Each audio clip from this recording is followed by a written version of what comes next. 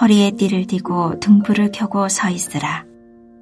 너희는 마치 그 주인이 혼인집에서 돌아와 문을 두드리면 곧 열어주려고 기다리는 사람과 같이 되라. 주인이 와서 깨어있는 것을 보면 그 종들은 복이 있으리로다.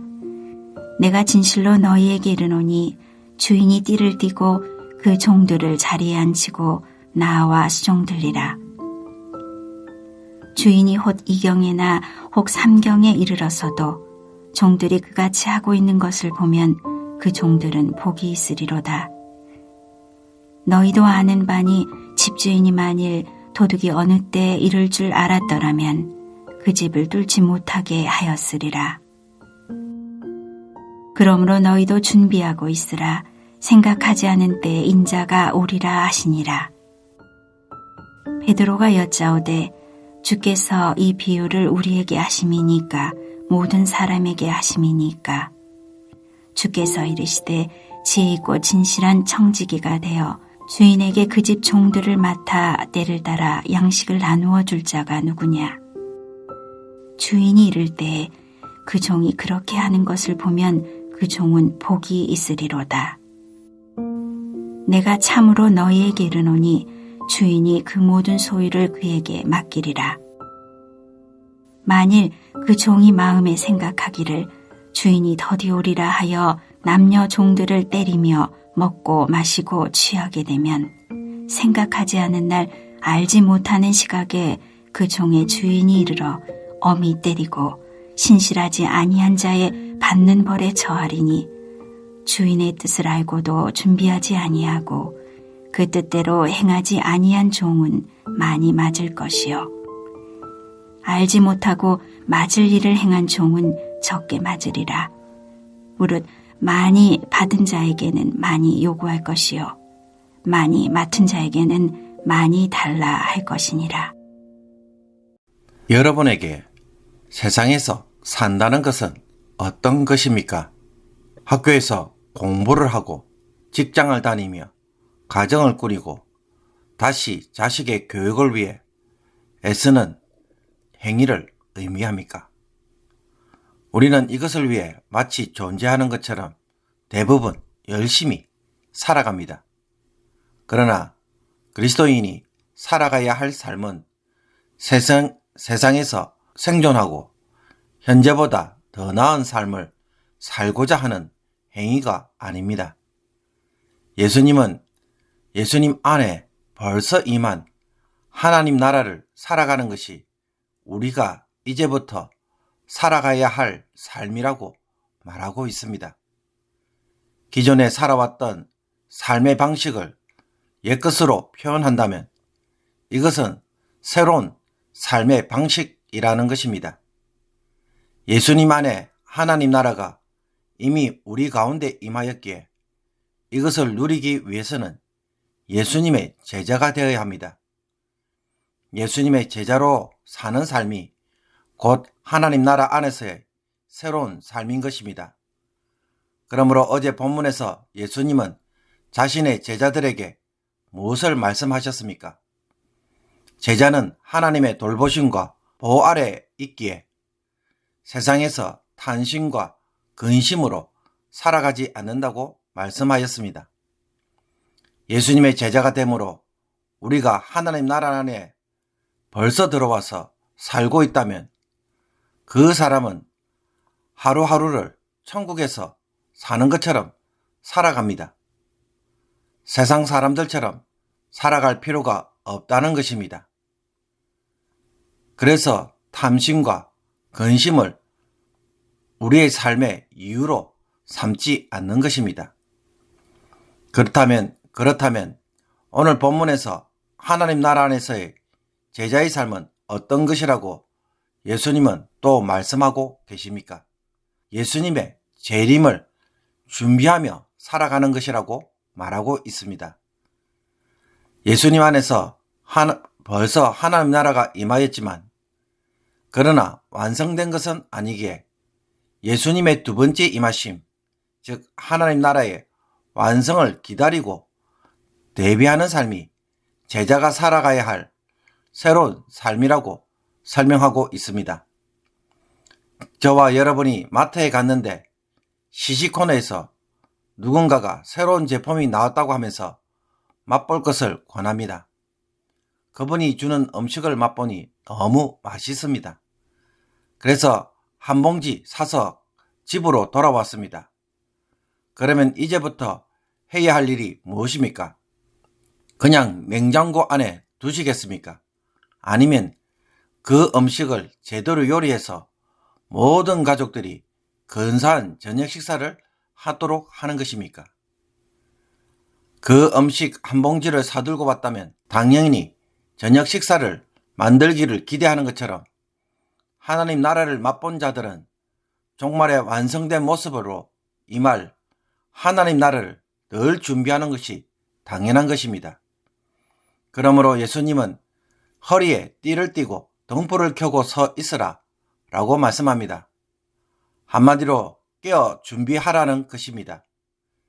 이것이 무엇을 의미하는지 예수님은 세 가지 비유를 통해 보다 상세하게 가르쳐 줍니다. 첫 번째 비유는 혼인집의 주인을 기다리는 종들의 비유입니다. 집주인은 신혼집에서 신부집에서 혼인잔치를 마치고 신부와 함께 귀가하는 신랑입니다. 그런데 이 주인인 신랑이 언제 돌아올지 종들은 모릅니다. 그래서 언제라도 주인이 돌아와서 문을 두드릴 때 열어주는 종들이라고 한다면 그 종들은 복이 있다고 말씀하고 있습니다. 2경이나 3경, 즉 밤 10시에서 새벽 2시까지 혹은 새벽 2시에서 6시까지일지라도 종은 그와 같이 깨어 복장을 갖추고 등불을 준비했다면 주인이 언제라도 와도 문제가 없을 것입니다. 항상 준비하는 제자는 예수님이 언제 오든지 간에 기쁘게 맞이할 수가 있는 것입니다. 주인을 언제라도 맞이할 준비를 하면서 사는 제자가 바로 하나님 나라 안에서 살아가는 제자입니다. 그러면 주인이 어떻게 합니까? 자신을 잘 맞아준 종들을 자리에 앉힌 후에 그들 사이를 지나다니며 친히 수종 들겠다고 약속합니다. 주인이 마련한 잔치에 극진한 대접을 받을 것이라는 것입니다. 그리고 두 번째 비유는 도둑 비유로서 첫 번째 비유와 같이 철저한 준비를 강조합니다. 집주인이 철저히 준비를 잘 한다면 도둑이 예상치 못한 때에 찾아와도 얼마든지 막을 수 있다는 것입니다. 예수님이 언제 다시 올지 예측 불가능하기에 항상 여기에 준비되어 있어야 하는 것입니다. 첫 번째 비유는 철저히 준비해서 주인을 환영해 맞이하는 것이라고 한다면 두 번째 비유는 철저히 준비해서 도둑의 은밀하고 갑작스러운 방문을 사전에 막을 수 있다는 것입니다. 이때 예수님의 말씀을 들은 베드로가 이 비유를 제자들에게 주신 것인지 아니면 무리들에게 주신 것인지를 묻습니다. 여기에 대해 예수님은 직접적인 대답보다는 청지기 비유를 들려주시면서 답을 합니다. 이것은 제자들이 지혜롭고 진실한 청지기로 살아갈 때 그 종은 복이 있다고 말씀하시는 것입니다. 주인이 출타를 할 때 청지기는 주인의 권위를 위헌받아서 권리를 행사합니다. 주인의 뜻을 잘 헤아리는 지혜로운 청지기는 종들로 하여금 각자 맡은 일을 성실하게 감당하도록 합니다. 그리고 청지기는 종들에게 때에 따라 양식을 나누어 줌으로써 주인처럼 성실한 성품을 반영합니다. 종들의 수고를 잘 헤아리고 정확한 삭슬, 정확한 때에, 정해진 때에 지불함으로 종들이 생계를 늘 유지할 수 있도록 해주어야 하는 것입니다. 주인이 언제 올지 모르기 때문에 이 일을 잘 감당하는 것이 청지기가 해야 할 일인 것입니다. 그러면 복을 받아서 주인이 그 모든 소유를 그에게 맡길 것이라고 합니다. 즉 하나님 나라의 모든 삶을 충만하게 누릴 수 있도록 맡겨주신다는 것입니다. 그러나 이와 반대로 지혜롭지 못해서 주인이 더디 올 것으로 생각하고 언제 올 것을 몰라서 종들을 때리고 먹고 마시고 취함으로 주인의 재산을 탕진하게 되면 어떻게 됩니까? 그의 불의한 성품으로 인해 신실한 주인의 집을 엉망으로 만들 것입니다. 그 결과 예상치 못한 시간에 주인이 오게 되면 어떻게 됩니까? 전혀 준비를 하지 않았기에 그 종의 주인이 이르러 엄히 때리고 신실하지 아니한 자에 받는 벌에 처합니다. 주인의 뜻을 알고도 전혀 준비하지 않고 순종하지 않는 종은 많이 맞을 것입니다. 그렇다면 그 뜻을 알지 못해서, 즉 무지해서 맞을 일을 행한 종은 어떻게 될까요? 적게 맞을 것이라고 예수님은 말씀합니다. 이것은 책임을 덜 묻겠다는 것이 아니라 무지하다고 해서 그 책임을 피해갈 수 없다는 것입니다. 그리고 맡겨진 양에 따라 책임의 크기도 달라서 그에 대한 보응도 달라질 것이라고 예수님은 말씀합니다. 이런 점에서 이 비유는 무리가 아닌 제자들에게 하시는 말씀이라고 할 수 있습니다. 제자는 청지기처럼 주인이신 주님의 뜻을 잘 알아서 주님의 사명을 잘 감당해야 하는 것입니다. 그러므로 지금 예수님을 통해 주어진 하나님 나라의 삶을 제대로 감당하지 못하고 장차 올 완성된 하나님 나라를 준비하지 못하는 자는 어떻게 됩니까? 각자 주어진 책임에 따라 판단받을 것이고 보응받게 될 것입니다. 주님의 뜻을 몰랐다고 해서 결코 핑계할 수 없는 일입니다. 예수님을 통해 지금 천국의 삶을 즐기고 온전한 천국의 삶을 사모하면서 그것을 준비하는 삶이 제자가 살아가야 할 신앙생활이고 제자의 모습입니다. 그런 것이 뭔지 가르치지 않아서 몰랐다고 말하지 않기를 바랍니다. 천국의 삶은 지금부터 체험하고 누리며 준비하는 자가 얻게 될 몫입니다. 예수님을 따름으로 요구되는 새로운 천국의 가치와 질서는 예수님의 제자로 사는 삶에 있고 그것을 저와 여러분들이 이제는 알 수 있기를 원합니다. 만약 아직도 모르겠다면 마태복음에 나오는 산상수훈을 다시 한번 읽어보시기를 바랍니다.